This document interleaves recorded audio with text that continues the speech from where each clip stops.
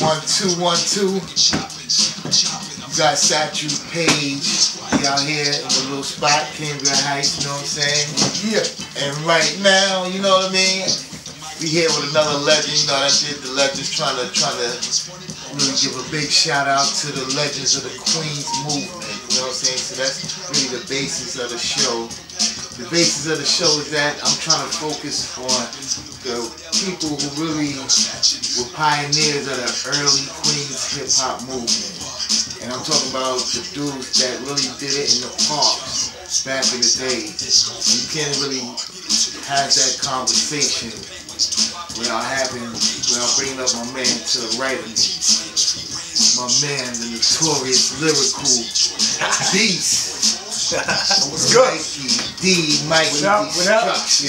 Yeah. We out here, Queens in the building, baby. Word up, what's good? Yo. Up the stand right here. Excuse my language. I'm gonna have to edit myself. Nah, we just. My mother effing man in the building. Yeah, no doubt. Like Mike called me and was like, yo, he out in Queens. You know, I've been calling him, trying to get him for the interview. He called me. I'm like, yo, let's do it. So, you know what I'm saying? We linked up, bang. So, Mike. Yeah. I'm here to like really educate people on the early, but before we do that, this is the day after the inauguration. Yeah.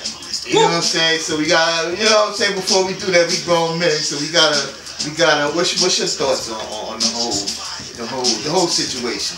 Well, my thoughts on the situation is, look, I put it to you like this. We're in the United States of America. Trump is the mother effing president.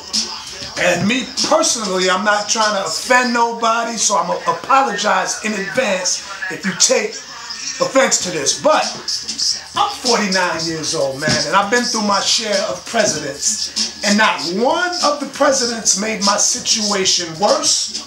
Not one of the presidents made my situation better. You know, the environment around me might have been fucked up, but it took me to realize that I don't have to be effed up because everything around me is effed up. So I pulled myself out of certain situations. I can't say, oh, Obama made my life a whole lot better, because that's not the truth. He did a damn good job while he was in office.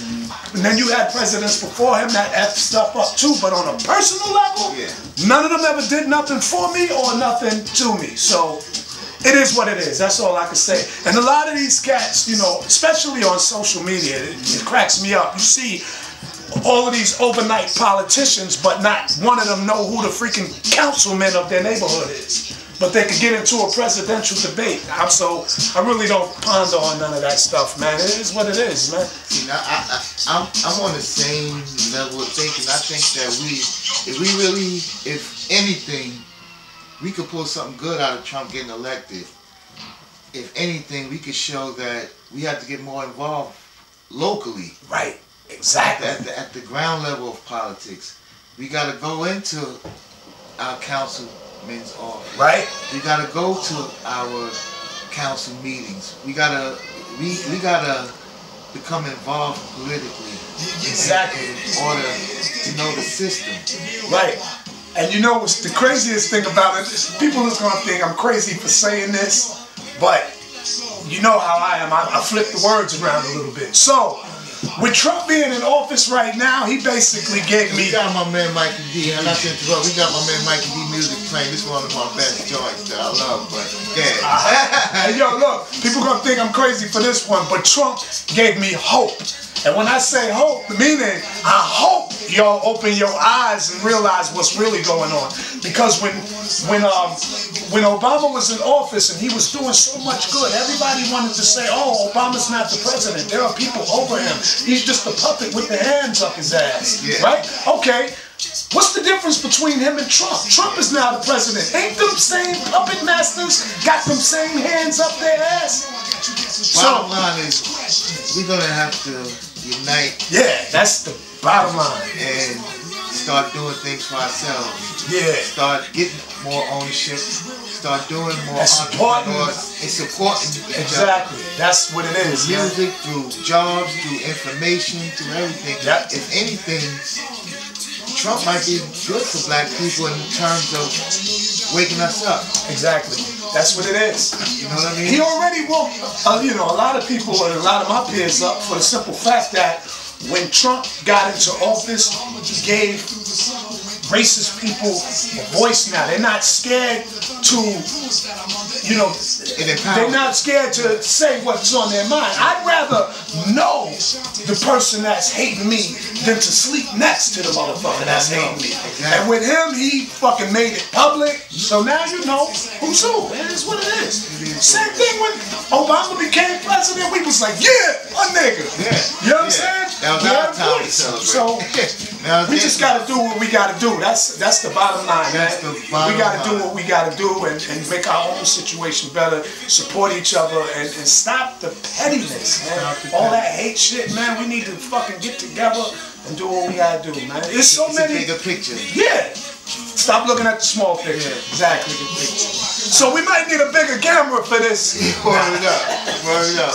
Alright, but get back to the we had to do that because that's just too important to just ignore, you know what I'm saying? That's right. But Mike, let's start at the beginning. Mikey D. First of all, how did you get the name Mikey D? Like, I mean, I know your name is Mike, but Mikey, was it always Mikey? What's the D stand? The funny thing is, see, now the D stands, it could stand for Deering. I didn't even, because my last name is Deering. Oh, okay. But when I came with the name, I wasn't even thinking on that level. I was thinking Mikey, Mike, you know, and back in those days, everybody had a slick D or slick C or cool V, cool E. I was like, Mikey D, Michael D, Mikey Mike. So I was Mikey D. Funny thing is, it was Mikey D-E-E. You know what I'm saying? But then remember back in the days, everybody had the sweatsuits with the like the little velour lettering, and they charged like 75 cents a letter or whatever. Right on Jamaica Avenue. So I had a burgundy sweatsuit, and I was gonna get Mikey D put on it with the 2 E's, but I didn't have $1.50 extra for the extra 2 E's, so it just was D from then on, you know, and that's what it was. Destiny. That's how that shit started. Word. So what year you started? What year you started rhyming?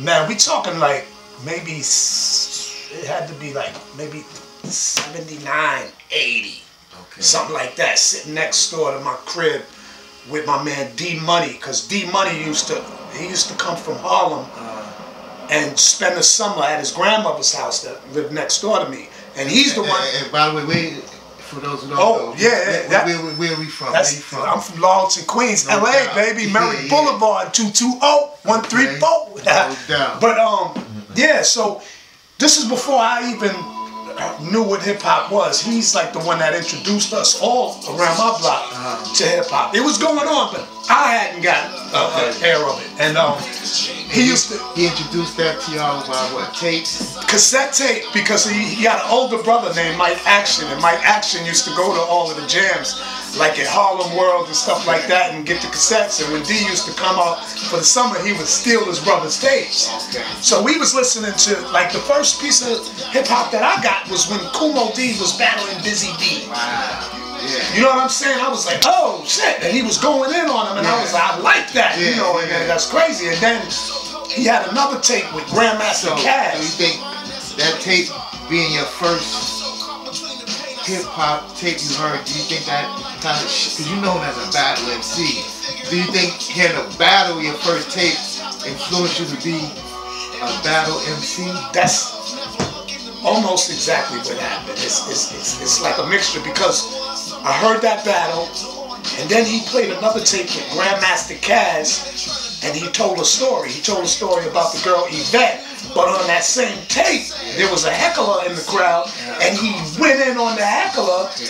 That's what, it was a done deal. Right after listening to that tape, when I went home that night, my grandmother was the first one that heard my first rhyme. My first rhyme was Kim, and it was emulated off of Yvette from Grandmaster Caz.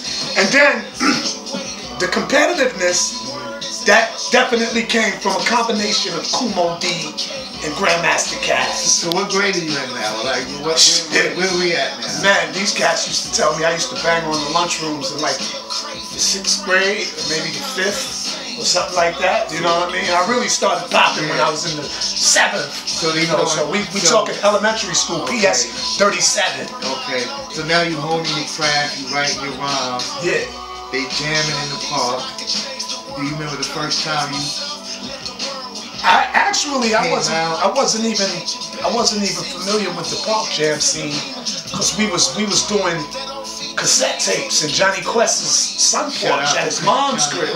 Word, we had a crew, the LA Rap Masters. It was like 16 of us. Yeah. We was like the Wu-Tang before the Wu-Tang. Everybody from the same hood, from both sides of Merrick Boulevard. Okay. And like back then, those sides of Merrick Boulevard, that side and this side, we didn't like each other. But when it came to that rap shit, we all got together and we used to rock out in Johnny Quest's crib. And everybody, it was a competitive thing. Nobody was dissing each other specifically, but you had to come with your best. Yeah, it was so that's how that started. And then we started doing a lot of basement parties.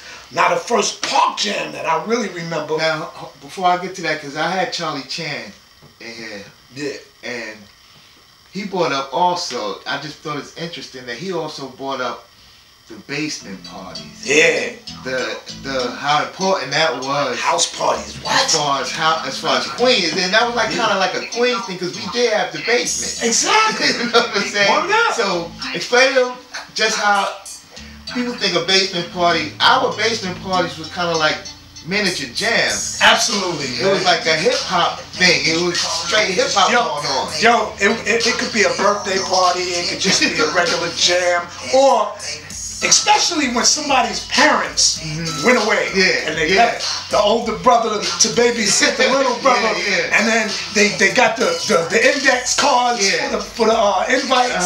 You gave it out locally. Nobody was charging to get in. Like if they had alcohol or whatever beers, they would charge $1 to get in. And you would knock on the side door of the house and you would go straight into the basement. And then remember, always that last jam, they turned out the lights and it was always a slow jam. Yeah, that's always slow jam of the night. It was straight hip hop. It was rap. And people are getting on the mic, and doing DJs are spinning. It's like really a show, but it's in somebody's basement. In the basement, exactly. So and that's kind of where you hone your craft. Your following. You prepare yourself for the bigger audience and the venues and stuff like that. But all of that practice came from the sun porch to the basement parties. You ain't even thinking about getting in nobody's studio. Nah, studios wasn't even rocking then. We was rocking on a regular cassette. You know what I'm saying? We was rocking off of beats. And making tapes. Making cassettes. Basement tapes. Like basement joints. The DJ you have a DJ and he just rocking and y'all just rhyming and y'all taping it. Exactly. And now remember, man, we used to make 90-minute tapes, and the first drum machine that came out, the Eli, the blue with the gray and white buttons, and we'd be rocking off of the same beat for 90 minutes. Remember? I tell you right now, the first, those was like, I call them rhyme tapes. Where an MC would make a tape 90 minutes straight where he just rhyming. Straight rhyming. I remember one of the most famous ones I remember, I don't know if you remember, and I know I see that he's a good friend of yours, Tito, from the Devastating Tito. He had a rhyme tape that everybody in my hood had, where he rhymed off of, I think it was Friends Houdini. Throughout the whole 90 minutes, and that tape was like famous. That's crazy. But that's crazy. It's